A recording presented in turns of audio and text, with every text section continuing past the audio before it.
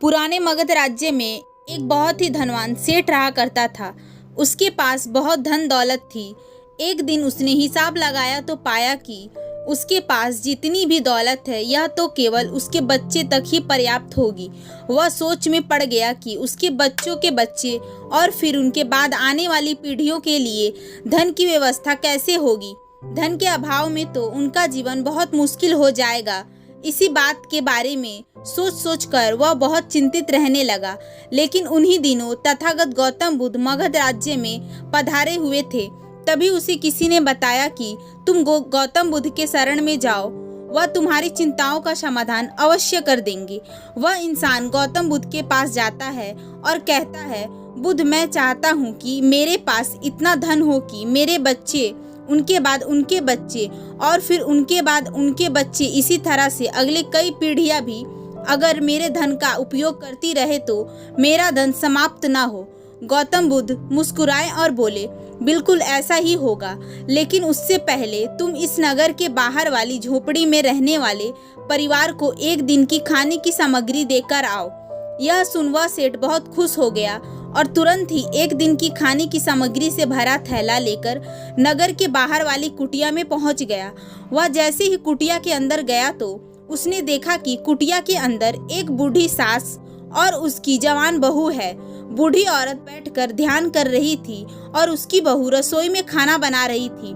सेठ ने बहू की तरफ देखकर खाने की सामग्री का थैला आगे बढ़ाते हुए कहा, मैं इस नगर का एक अमीर सेठ हूँ और तुम्हारे परिवार के लिए एक दिन के लिए खाने का राशन लेकर आया हूँ, इसे रख लो। यह सुन बहू ने मना करते हुए कहा, लेकिन हमारे पास आज की खाने की व्यवस्था है। सेठ ने कहा, तो इसे कल के खाने की व्यवस्था हो जाएगी। उस औरत ने कहा, माफ करे, लेकिन हम अगले दिन के लिए भी इकट्ठा करके नहीं रखते। हम रोज की खाने की व्यवस्था रोज ही करते हैं। यह सुन उस सेठ ने सोचा, एक यह लोग हैं जो अपने कल के लिए भी इकट्ठा नहीं करते और एक मैं हूँ जो मैं अपने आने वाली कई पीढ़ियों के लिए धन इकट्ठा करने की चिंता में मरा जा रहा हूँ। अब उस सेठ को समझ आ चुका था कि आखिर गौतम बुद्ध ने उसे नगर की बाहर वाली इस कुटिया में क्यों भेजा था। अगले दिन सुबह होते ही वे सेठ फिर गौतम बुद्ध के पास पहुंच गया और बोला, तथागत, आप जो मुझे समझाना चाहते थे अब मैं वह समझ चुका हूँ, लेकिन क्या आप मुझे थोड़ा विस्तार से बताएंगे कि चिंता होती क्या है, यह कैसे पैदा होती है और इसका निवारण क्या है।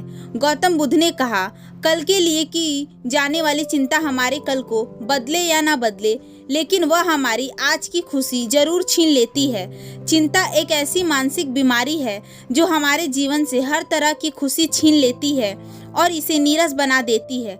असल में चिंता का कोई वास्तविक अस्तित्व नहीं होता। चिंता एक ऐसा भाव है, ऐसा विचार है जो आने वाले भविष्य के डर से पैदा होता है। जिन चीज़ों के ऊपर हमारा कोई नियंत्रण नहीं, जिनके लिए हम कुछ भी नहीं कर सकते, उन चीज़ों के बारे में बार बार सोचना ही तो चिंता है। गौतम बुद्ध ने आगे कहा, जरा एक बार गहराई से सोचकर देखो कि जिन चीज़ों में तुम्हारा बिल्कुल भी नियंत्रण नहीं है, जिन्हें तुम चाह कर भी नहीं बदल सकते, अगर उन चीज़ों के बारे में तुम पूरा दिन ना भी सोचो तो क्या बिगड़ जाएगा। यह सुन उस इंसान ने कहा, बुद्ध, तो क्या आपके कहने का अर्थ यह है कि हम किसी भी चीज़ या घटना के बारे में सोचना ही छोड़ दें? बुद्ध ने कहा, जीवन में जो भी समस्या आई है या फिर आने वाली है उसके बारे में विचार करके उसका समाधान निकालना, यह तो हमारे बुद्धि का धर्म है, लेकिन उसी समस्या के बारे में निरंतर लगातार बार बार सोचना ये एक मानसिक बीमारी है। जब हमारा दिमाग किसी एक घटना, किसी एक विचार में अटक कर रह जाता है तो उसी एक चीज या घटना के बारे में पूरे दिन सोचता रहता है, बस उसी चीज में ठहर कर रह जाता है, तो ऐसा विचार हमारे जीवन से सारी खुशियाँ, सारा चैन, सारा आनंद छीन लेता है। चिंता करने का सीधा सा अर्थ है कि जो हमारे जीवन में हुआ ही नहीं उसके बारे में व्यर्थ ही सोचते रहना। बुद्ध ने सेठ की तरफ इशारा करते हुए कहा, आखिर सोच सोच कर तुम क्या बदल लोगे, लेकिन हाँ, अगर उसके लिए तुम कुछ कर रहे हो तो जरूर कुछ बदलाव ला सकते हो। लेकिन अगर उस चीज या घटना के बारे में तुम बार बार सोचना छोड़ दोगे तो कुछ भी नहीं बिगड़ने वाला। तो क्यों सोचते रहते हो एक ही बात के बारे में? क्यों अपनी हर खुशी और जीवन की शांति को अपने ही हाथों उजाड़ रहे हो? लोग भविष्य की जिन घटनाओं के बारे में सोच सोच कर परेशान होते रहते हैं, उनमें से ज़्यादातर घटनाएं तो उनके जीवन में कभी घटित ही नहीं।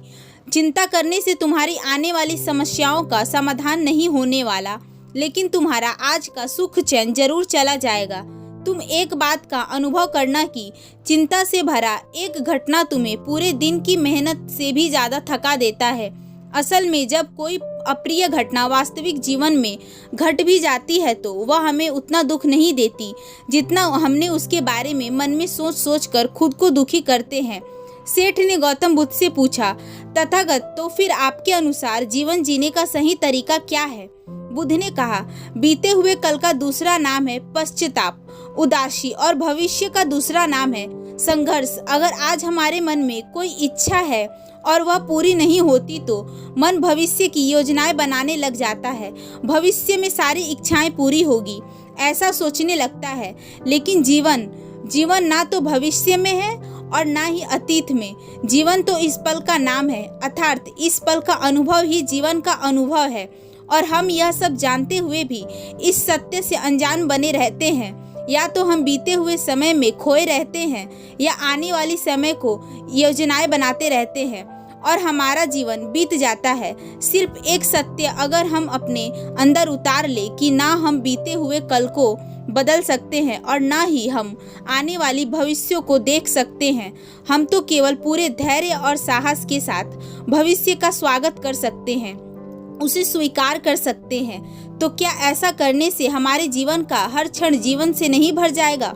सेठ ने कहा, बुध, बात तो आप ठीक कह रहे हैं, लेकिन कितनी भी कोशिश कर लूं चिंता तो होती ही है।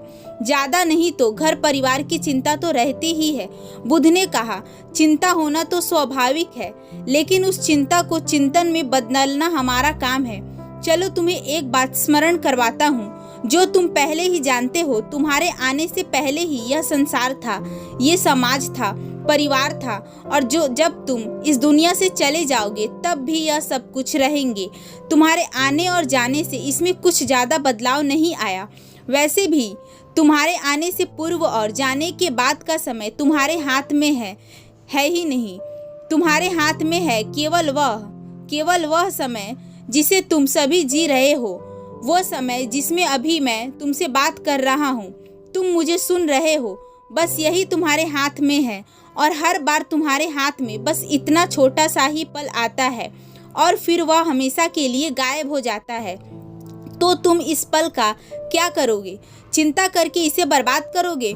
मैं तो यही कहूँगा कि हर इंसान को चिंतन करना चाहिए इस बात का कि कैसे इस समय का अधिक से अधिक उपयोग किया जा सकता है, कैसे अधिक से अधिक महान कार्य हम कर सके, कैसे हम सब में आनंद बांट सके।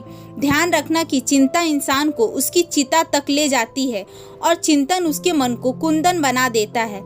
सेठ ने कहा, बुध, मैं आपकी बात समझ गया कि हमें जीवन को ज़्यादा गंभीरता से न लेकर इसे पूरी ऊर्जा और आनंद के साथ वर्तमान में जीने की कोशिश करना चाहिए। सेठ ने आगे प्रश्न किया, लेकिन बुध, अगर कोई इंसान चिंता से घिर चुका है बाहर कैसे आए? गौतम बुद्ध ने कहा, क्या तुम कभी बड़ी सुरंग से बाहर निकले हो? कितना भयानक अंधेरा होता है। सुरंग के अंदर हमेशा यह डर लगा रहता है कि अगर इसके अंदर फंस गए तो क्या होगा, कैसे निकलेंगे इस सुरंग से। लेकिन अगर ध्यान से देखें तो सुरंग चाहे कितनी बड़ी ही क्यों ना हो, सुरंग के दूसरी किनारे पर हमेशा प्रकाश ही होता है और उस प्रकाश तक वही पहुंच पाता है जो उस पूरी सुरंग को पार कर सके, सुरंग के दूसरे द्वार तक पहुंचता है। और ठीक इसी प्रकार हमारे जीवन में कई बार हम लोग खुद को निराश और चिंता की काली सुरंग में फंसा पाते हैं, जहां से बाहर जाने का रास्ता नजर नहीं आता और ऐसा लगने लगता है कि यह जीवन ही समाप्त हो जाएगा। लेकिन ऐसी परिस्थिति में ठीक उस सुरंग की भांति इसे निराशा और चिंता को समाप्त करने वाला आशा का प्रकाश उससे ही मिलता है जो निरंतर आगे बढ़ता रहता है, जो लगातार प्रयत्न करते रहता है। इसीलिए अगर तुम्हारे जीवन में कभी भी उदासी और चिंता का पल आए तो रुकना मत, बस लगातार प्रयास करते रहना, तुम्हें सफलता अवश्य मिलेगी। अब तक सेठ गौतम बुद्ध की बातें समझ चुका था। उसने बुद्ध का धन्यवाद किया और वहां से चला गया। दोस्तों, लोगों की मदद करिए बिना उन्हें बताए। जब हम बिना किसी पर एहसान चढ़ाए बस ऐसे ही उसकी मदद करते रहते हैं तो हमारे अंदर से एक गजब की शांति और सुकून का अनुभव होता है, जो हमें ताकत देता है। किसी भी बुरी परिस्थिति से लड़कर उससे बाहर निकलने में जीवन में सबसे ज़्यादा महत्वपूर्ण रखती है हमारी खुशी। और हम तभी खुश रहेंगे जब हमारे दिल और दिमाग में चिंताओं का बोझ ना हो। इसलिए चिंता छोड़े, सुख से जिए। तो दोस्तों, उम्मीद करती हूँ कि आपको इस वीडियो से बहुत कुछ सीखने को मिली होगी। तो ऐसे ही मोटिवेशनल वीडियो देखने के लिए वीडियो को लाइक, कमेंट, शेयर और चैनल को सब्सक्राइब जरूर कीजिएगा। धन्यवाद।